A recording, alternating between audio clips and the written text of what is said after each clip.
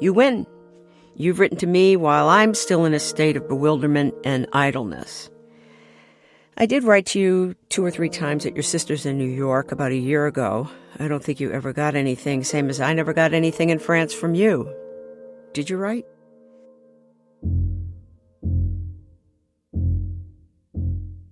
What does it mean to make art when you're determined to change what art is? What do you make when you've had to flee the country you called home?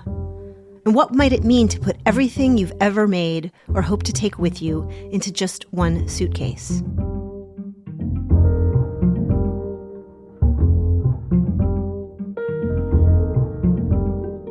Welcome to Season 2 of Recording Artists, a Getty podcast dedicated to exploring art and artists through its archives. I'm your host, poet Tess Taylor. In this season, called Intimate Addresses, each episode examines one letter by one artist, looking deeply at what it means to make a life in art. Deavere Smith performs the letters as we travel the globe in the 20th century. You listen as makers collaborate, fight for justice, ask for money, work through pain, and affirm their resilience. What emerges is a sweeping panorama of artists in dialogue with one another and 6 distinct portraits in creativity. Today's letter is from Marcel Duchamp, an artist who may be best known for hanging a urinal upside down and calling it art. But this letter comes nearly 3 decades after that. He is writing to his friend, Man Ray. It's 1942. Marcel Duchamp is 55 years old. World War II has just scattered his community in Paris, as well as artists and intellectuals from across Europe. Duchamp had fled Paris after the German occupation began in 1940. He's been in the south of France for the past 2 years, most recently in a displaced persons camp. After a wild scramble to get a visa, he's safe in New York. Not long after arriving, he sends a short note to Man Ray, an avant-garde photographer and multimedia artist, and his friend of nearly 30 years. He hasn't seen Man Ray since before the Nazis marched on Paris. Man Ray has since moved to Hollywood. Duchamp cannot afford to visit. Duchamp is not quite asking for money, but he's looking for help finding patrons, and he makes it clear he has no cash to spare. This letter, like most of Duchamp's correspondence, is terse, composed in navy fountain pen in loose sloping hand on a small piece of torn-out notebook paper. Duchamp seems dazed, and he has every reason to be. He's finally out of Vichy France. Here's Deavere Smith reading the letter. 440 East 51st. Dear man, you win. You've written to me while I'm still in a state of bewilderment and idleness. I did write to you 2 or 3 times at your sister's in New York about a year ago. I don't think you ever got anything, same as I never got anything in France from you. Did you write? I don't think I'll be going to Hollywood. Walter must have told you about it. On the other hand, I've brought enough material to make about 50 boxes, all finished except for mounting and assembling the leather suitcase still to do. And I'm staying in New York to get started on manufacturing these 50 boxes. In fact, 20 will be deluxe, containing an original, and the other 30 with no original. You see, like the rest, here I am, asking you a favor. Do you think you could find 1 or 2 or more buyers for this box among your friends? I've asked the same thing of Walter. The price is approximately $200 for the boxes with originals, and $100 for the others. On the one hand, if I can sell them easily, which could happen, I would like to choose between my buyers and not promise boxes to just anybody. You said you might like to keep one for yourself, but I don't know how your finances stand. The snag for me is that to produce just 10 boxes, I have to spend several $100s. As if I don't buy all the leather for the 50 now, it's likely I won't be able to find any more in 6 months' time. Anyway, write me off in just a line or 2, and maybe we'll meet up in Omaha. Affectionately, Marcel. Mary's doing everything she can to come over here. But it's impossible for her to leave Paris without authorization from the Germans, and her brother is trying to have her exchanged for a German diplomat here. And in fact, I know nothing more than that. He's not really talking about any of the momentous stuff that's happening at the time. He's really focused on, practicalities. That's T.J. Demos, professor of art history at University of California, Santa Cruz. He wrote an entire book on Duchamp's artistic response to the unsettlement of 2 world wars. He's been really mixed up in different travel arrangements, trying to escape from German Nazi-occupied France, making his way to the south of France, getting to New York, trying to communicate with friends, fellow artists in Europe still, or in the States. For photographer Dayanita Singh, who herself collects and presents her art in boxes, the remarkable thing about the letter was that Duchamp still had his eye on his patrons. Duchamp is making these suitcases and he desperately needs the money, but he still wants to decide who sort of deserves his boxes. He says, on the one hand, if I can sell them easily, which could happen, I would like to choose between my buyers and not promise boxes to just anybody.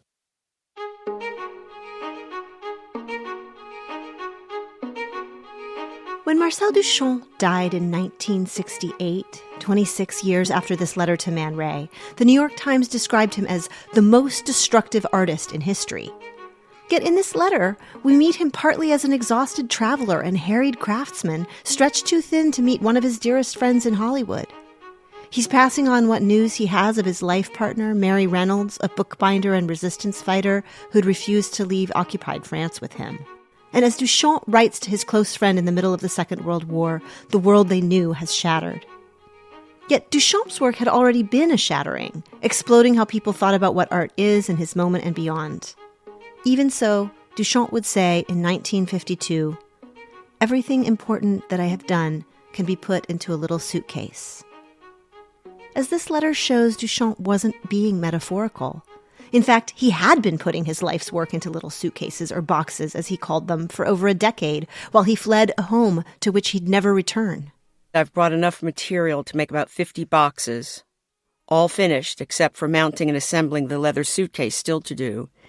And I'm staying in New York to get started on manufacturing these 50 boxes.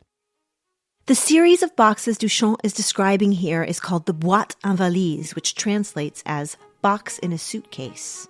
But there are other boxes, the box of 1914, the green box, the white box, which he made in different series to share with collectors over the course of 54 years. As much as anything else he ever did, Duchamp was a box maker. His boxes are painstakingly produced, painstakingly reproduced. They are both art and craft, artisanal and mechanical. Some of them are fascinating reproductions of his archive. Others are dollhouse-like miniatures of his artworks. Dayanita Singh, who distributes her own images in boxes, feels an affinity with Duchamp's work. I asked her how she felt seeing Duchamp's boxes for the first time. When I finally saw Duchamp's suitcases, I thought that was his most brilliant contribution to the arts in the 20th century. I think he was very clear about the power of dissemination, and the fact that the work is in museums and galleries is not enough for him. And I think he understood the privilege of being in the domestic archive. Of course, it's a great privilege to be in a great museum, but when you're in a domestic archive, your work is alive. To understand why these boxes or suitcases might be the most revolutionary works in a boundary-breaking career, we need to understand how Duchamp got to this point. Marcel Duchamp was born to a family of 6 children in 1887 in Blainville-Crevon, a classic village in Normandy, not far from where the novel Madame Bovary was set. His family was bourgeois and artistic. His favorite sister Suzanne was a painter, and 2 older brothers, Raymond and Gaston, practiced art in Paris. Marcel joined them there, working first as a cartoonist for newspapers. He mingled with artists and attended salons with people like poet Guillaume Apollinaire, historian Jacques Barzun, and painter Jacques Villon. Rapidly changing styles to follow the trends of the moment, he painted Impressionist, Fauvist, and Cubist canvases. He exhibited well-received works, but in 1912, a series of events altered his career forever. His brothers visited him at his studio and asked him not to display a recent painting. called Nude Descending a Staircase No. 2. They felt it was irreverent to Cubist art. Here's TJ on this painting. In some ways, it's about the challenging of painterly genres and ways of representing the world, including classical iconography like a nude descending a staircase, but within this way that imports photographic conventions that are completely antithetical at that time to painterly sensibilities. In the Paris context, I think it was really offensive to people within Cubist circles because it didn't adhere to the apparently agreed upon institutionalization of Cubism, even though Cubism was still quite young at the time and was known from the very beginnings of being a challenge to representational conventions. I think he was unwilling to accept the inviolable rules of Cubism as the game that he wanted to play. This dust-up with the Cubists made a big impression on Duchamp. He agreed to remove his painting from their salon, but the sense that something as radical as Cubism had become downright dogmatic left him uneasy. He even swore off a career in art altogether and began training to be a librarian. But he also allowed his nude descending a staircase No. 2 to be shown in New York's 1913 Armory show. Then something extraordinary happened. The painting, so novel, so different, so shocking, became an overnight success de scandale, a talk of the town. Over the course of a month, almost 90,000 people came to see it. At age 26, Marcel Duchamp was suddenly famous. Rather than becoming a librarian as he'd planned, Duchamp began to produce calculatedly dramatic gestures, cultural signals that resonate even across 100 years. With all eyes on him after the Armory show, Duchamp presented as his next piece of art a bicycle wheel attached to a stool. Duchamp then took absolutely ordinary objects, a snow shovel, a bottle rack, and most famously, a urinal, and offered them for display. Duchamp called these objects his ready-mades. He sometimes gave them clever titles or signed them with silly names. The urinal was famously signed R. Mutt. If Nude Descending a Staircase had accidentally shocked, the ready-made emerged prepared to trouble the boundaries of art. Here's TJ again. An artwork, in other words, did not have to be beautiful. It didn't have to be original. It didn't have to be expressive. It could simply be a mass-produced commodity object that someone who calls themselves an artist calls art and is presented in these architectural spaces that are called art galleries. The art becomes divorced from or cut off from sensual visual pleasure. Everything is becoming increasingly artificial and just simply sometimes a matter of a linguistic construct. And I think that's this playfulness and this understanding of art and creation almost as a kind of conceptual game. Duchamp, the lifelong chess player, was playing with the idea of art itself. And he extended his irreverence to the real world, too. When called up for mandatory military service in 1905, he discovered a little-used legal clause by which he could avoid serving if he claimed to be an art worker. As part of his demonstration, he printed off some of his grandfather's engravings and was thereby exempted from enlisting, apparently by an officer who was horrified that anyone would use art as a way to avoid serving their country in war. But war was coming. By 1914, the year after the New York Armory show, 2.9 million Frenchmen had been conscripted into the First World War. This time, Duchamp received a medical exemption from serving and began a life of dislocation. TJ again. He wanted to have no part of the kind of nationalism and patriotism that was leading to war at that time, which led to lots of problems for him as an able-bodied man of the right age to be drafted. He tried to escape from the rush of patriotic war fervor that was spreading first in Europe, in France, and then he encountered that as well in New York and wanted to again escape once he got to New York, and he went to Argentina during World War I. In some ways, packing a suitcase was an anti-nationalist gesture for Duchamp. TJ argues that Duchamp's refusal to accept hypernationalism is linked to his refusal to accept the preordained rules of Cubism point blank. There's a slipperiness and rejection of dogma in both the work and the life. Maybe this anti-nationalism is one of the keys to why Duchamp's suitcase boxes still feel so revelatory.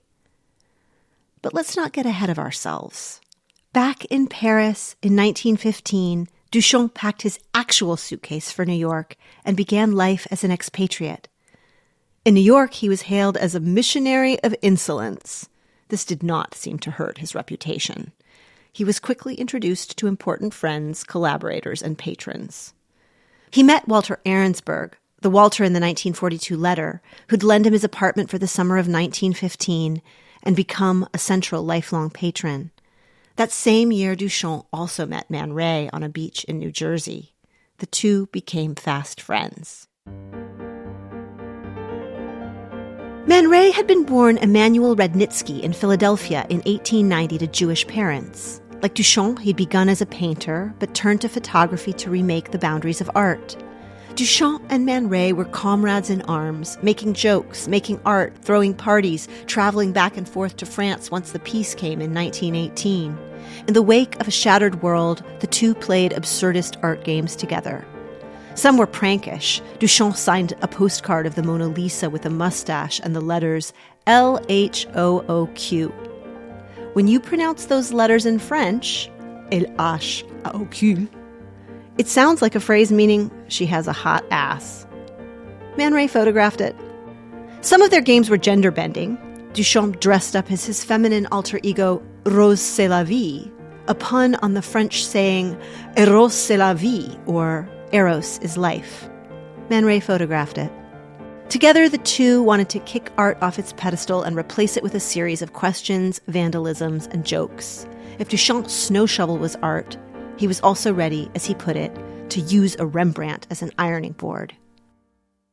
Yet even as he goofed off with Man Ray, Duchamp worked steadily on one piece, La mariée mise nue par ses célibataires mêmes, the bride stripped bare by her bachelors even, also known as the large glass. This glass and metal work is about 9 feet high and offers a difficult allegory about unfulfillable desire. Here's TJ describing it. There's these schematic diagrams on both halves. It's monochromatic largely. There's maybe some yellows and browns. You might confuse it for a kind of 19th century science experiment, or at least the abstract diagrams of some kind of mechanical contraption.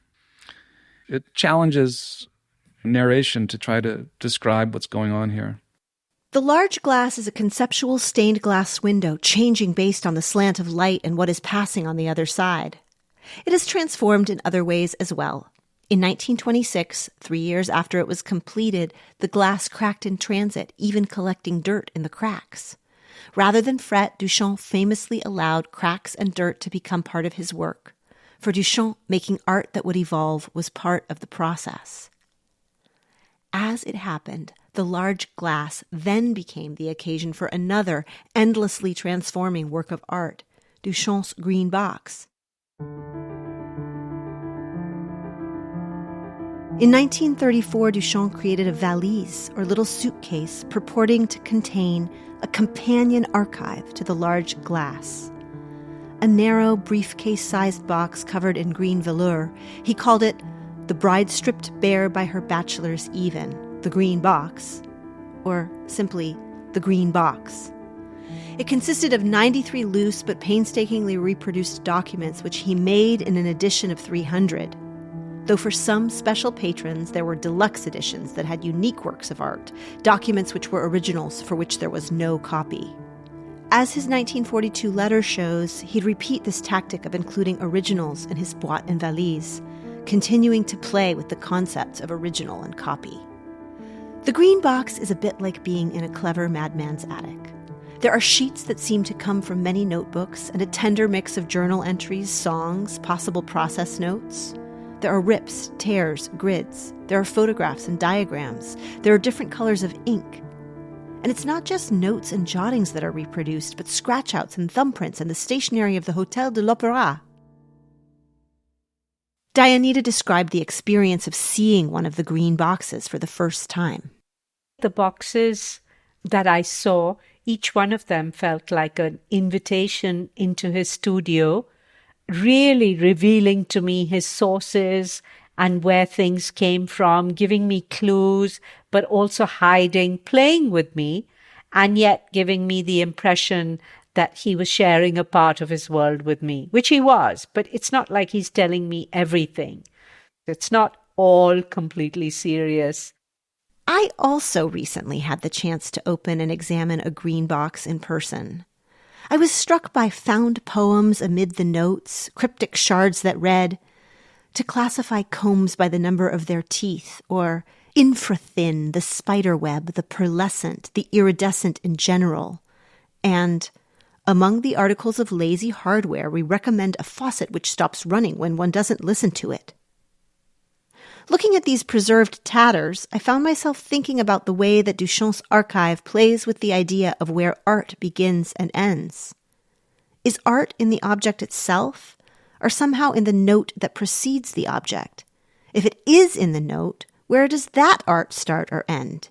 Is it in the text itself, or also the doodle, the thumbprint, the smudge? And then, can art be transmitted in the copy of the smudge? There's also just something really fun about boxes. I had to admit, while the snow shovel feels arch and the Mona Lisa feels campy, the box is spontaneous. Opening and shutting, it changes, dancing between preservation and ruin, misdirection and clues. It also holds a copy of Man Ray's photograph of Duchamp's works already covered in dust. The box archive anticipates its own demise. But while it lives, it can be endlessly recombined in new constellations. Dayanita described the suitcase boxes this way. A form between an artwork and a book is, I think, what the suitcases accomplished. It has all the information, all the content that you would want from a book, but then it also has the very physical, haptic quality of a miniature exhibition. Each of those suitcases is an exhibition as well as an archive. The archive makes you join the dots, but the dots are valid for that time only, and then 10 years later you find other dots to join. So it's pregnant with endless possibilities. During the years he was making the green box, Duchamp was living with Mary Reynolds, who actually was an artisan bookbinder. She was an American widow whose first husband had died in World War I. Like certain daring women of her generation, she moved to Paris after the war to begin a new life. Duchamp and Reynolds entered an open romantic partnership in the Paris of the 20s and deepened their life together in the 30s. By then, Duchamp was mainly in Paris. He maintained his own studio, but the two collaborated on artworks all over her home at 14 Rue Allée. One wall was painted deep blue with tacks placed at different angles connected with string, creating an open, changeable network of its own. Here, Reynolds and Duchamp hosted the Paris art set. On nights during the 1930s, artists, Max Ernst, André Breton, and Man Ray included, gathered for dinner and wine in the garden. Once, when Frida Kahlo fell ill while visiting Paris, Reynolds nursed her back to health. It's hard to know if the shadows gathering over late 1930s Europe made Duchamp consider another bigger box, one that would hold miniatures of all his work, or whether he simply felt that boxes make for fascinating play. But once he finished his editions of the Green Box in the mid-1930s, Duchamp immediately began a new box project, the boîte en valise, the box in a suitcase, which he continued to develop as World War II came closer. It's this he's still working on when he writes to Man Ray in 1942. While the Green Box is a mass of mysterious papers, the boîte en valise contains miniature versions of the art Duchamp had made and abandoned around the globe. The boîte has a strange dollhouse quality. Layered trapdoors open to reveal a tiny urinal, a tiny snow shovel, a replica defaced Mona Lisa. Small transparencies represent the large glass. You examine these ambitious artworks at toy scale. You open and shut the box. You nest and unnest them. you can literally give each little object its own tiny home. Duchamp was making these tiny homes while he himself had none. We know from his letters that Duchamp worked as much as he could on the boxes in exile from Paris and the south of France. The 1942 letter shows how he immediately tried to make 50 boxes upon his arrival in the United States. Yet there's something else about these boxes. They're his longest-running work. In fact, once he left France, Duchamp never stopped making suitcases. He produced editions of these boîtes until his death in 1968. Even though he was making boxes as he fled his homeland, Duchamp never discussed them as a reaction to a life disrupted twice by war. But Dayanita, who herself creates multiples in order to reach a global audience with her art, saw the immediate and practical need that boxes serve. I think the boxes could be also coming from a place of having been displaced and not knowing when one will be displaced again. When Duchamp was making those boxes, he was unsure of the kind of world it would be. He didn't know that there would be no more war. I think he was situating his work in lots of different kinds of places. It's not just one museum that would hold his work, but anyone who bought those boxes had part of his archive. In May 1940, 1 month before the Nazis marched into Paris, Duchamp fled for the small town of Arcachon in the southwest of Bordeaux. A letter he writes from here urges Man Ray, who is Jewish and has already left for New York, not to return to Paris. Duchamp then breathlessly lists friends and colleagues who've also fled, including Samuel Beckett, also in Arcachon, and Salvador Dali and his family, who Duchamp suspects are in Spain. The letter does not mention an important fact both men would come to know, that Mary had decided to stay behind in Paris. Duchamp would get a travel pass to move between zones, hoping to persuade her to leave. She would not, and it would take Duchamp 2 more years to escape from the south of France. Any return to Europe was now unthinkable for Man Ray. The 3 friends were irrevocably scattered, their network torn. I spoke to TJ about the correspondence, trying to recapture what this moment in 1940 might have felt like. He's going to live through a situation in which he's going to have a certain kind of privilege and freedom to go back and forth to France that's actually going to become dangerous to his friend, like right overnight. I'm sure that he has somewhere, these feelings, but it's almost like he doesn't need to say it. It's beneath him to even comment on it to a friend like Man Ray. Of course, they probably can assume that they share a similar political perspective here, that what is happening is disastrous. One can only escape. He never did discuss in any extensive way his politics or the political situation at the time, or explain his so-called spirit of expatriatism, which he wrote about earlier in the teens in a very brief, abridged way. While his letters to Man Ray may be terse, Duchamp worked systematically in exile as he waited for a visa.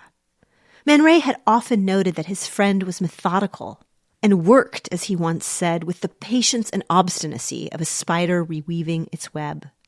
In exile, Duchamp was steady, deliberate. He'd avoided World War I partly with his grandfather's engravings. Now he moved art supplies across borders pretending to be a cheese merchant, disguising the supplies for his boxes as the tools of a traveling salesman. It was a charged moment. Here's TJ again. Maybe he's playing off of German stereotypes of French people. Maybe there's even humor involved. It's really very striking, though, that he's able to make it work.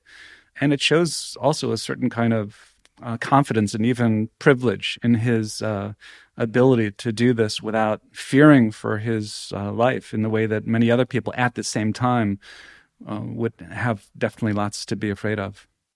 Duchamp was able to bring his art supplies to the U.S. and to continue to build his boxes. But his arrival in the U.S. also marked an artistic turning point.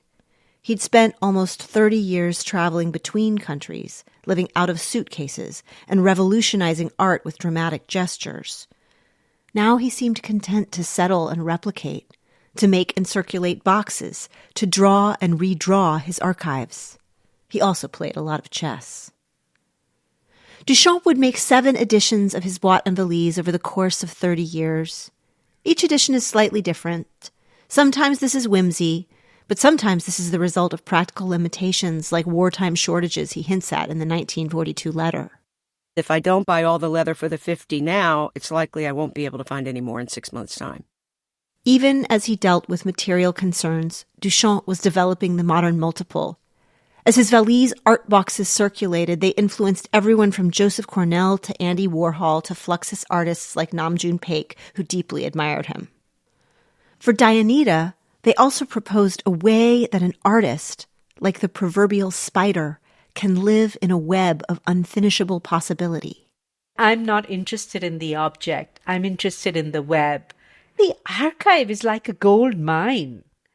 When you start to look at the archive, that's when the magic appears, because there are things that you have been photographing without realizing what it is that was drawing you again and again to a certain place.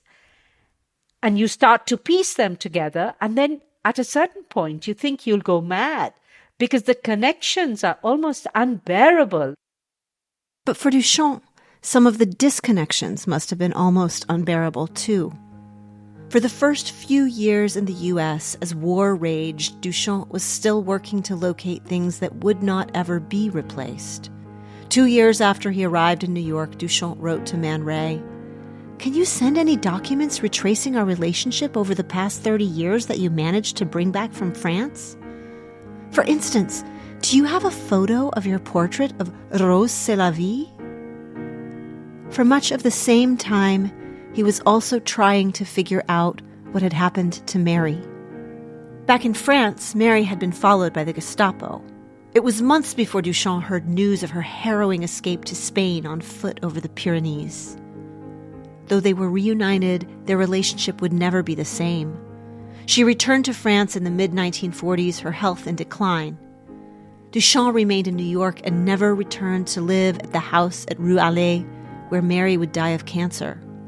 In 1950, on tiny stationery pocketed from the terminus Saint-Lazare, in one of his bitterest and most personal letters to Man Ray, Duchamp would write, "Dear man, you will have heard that I went to Paris to see Mary die with minimal suffering. The same rage that I've had in my head ever since the beginning of her illness hounds me now. Nothing like the death of one person to bring home to you the senselessness of the rest of the bloody human race. Write to me. Affectionately to you both, Marcel." Duchamp was famously brusque in his letters. The fury and sorrow in this letter is as full-throated as he ever got. Duchamp remained close to Man Ray his entire life. On October 1st, 1968, Duchamp and his wife Teeny hosted a dinner party at their home, inviting Man Ray and his wife Juliette, as well as other friends. After dinner, Teeny found Duchamp in the bathroom, collapsed. She called Man Ray back to Duchamp's deathbed, and Man Ray photographed his old friend one final time.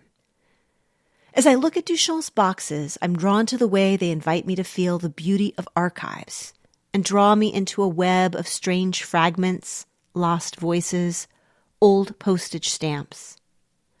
But I found myself wondering if Duchamp had considered whether his terse letters, with their brief affections, would one day serve as an archive of their own. Whether he considered his letters at all is an open question. "Writing letters bugs the hell out of me," he once told his sister Suzanne. Even so, in certain correspondence, a wry tenderness shines through. I leave you with a few lines from one last letter full of his advice to his sister about how to make a life in art. "Dear Suzanne, I have no faith at all of the religious sort in artistic activity as a social value. Artists of all times are like the gamblers of Monte Carlo, and this blind lottery allows some to succeed and ruins others. Everything happens through pure luck. Artists who during their lifetime have known how to make their shoddy goods appreciated are excellent traveling salesmen, but nothing guarantees the immortality of their work. And even posterity's a real bitch, who cheats some, reinstates others, and is also free to change its mind every 50 years. In 2 words, use less self-analysis and work with pleasure without worrying about opinions, yours and those of others. Affectionately, Marcel.